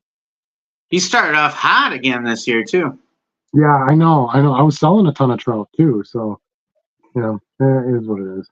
I still don't think long term that Trout stuff's a bad buy. Anybody who makes the Hall of Fame in baseball is a worthy buy, because there are so many there's so many straight up Hall of Fame collectors and stuff that'll be there. Yeah, best talent since Bonds. Went through two pretty good. Got a feel of what I was buying. All sleeve, good cards for player lots on eBay. Perfect. Yeah, if that's what you were looking for, that's awesome. Couple of big boxes. Should give you a see. I was close. 25th pick. I said 27th, so I wasn't too far away. See, and I don't know nothing about this one. All right, so that catches us up to the chat. We are at 10 o'clock on the button, almost 2 hours into the show. I think I gotta call it. My face is starting to fall down. You guys are probably tired of me wiping my nose and sneezing and whatnot. So appreciate everybody joining here and your patience with us while we go through some different scenarios for this evening's show with Charlie on location and me in my head in a vice kind of thing. But yeah, we'll be back next week, Wednesday, 8 o'clock Central Standard Time as usual. Charlie, what's your YouTube channel? Tell everybody where to go. JC3 Cards and Collectibles. Yeah, so make sure you go there, subscribe to that channel. Try to like this video if you feel like you got something out of it. Share it to somebody if you feel like they would want to see it. Ring the bell to be notified of future videos, including the lives. I found out if you ring the bell, although YouTube's not very consistent with it from what I found out, but if you ring the bell, it gives you a better shot at getting notified when the live is coming on, so you hopefully don't miss them in the future. There you go. If you intend to participate live. For those of you watching after it's posted, thanks so much for watching. And that's it for this week. We'll see you again soon. Keep listening and keep shipping. Peace. Peace out.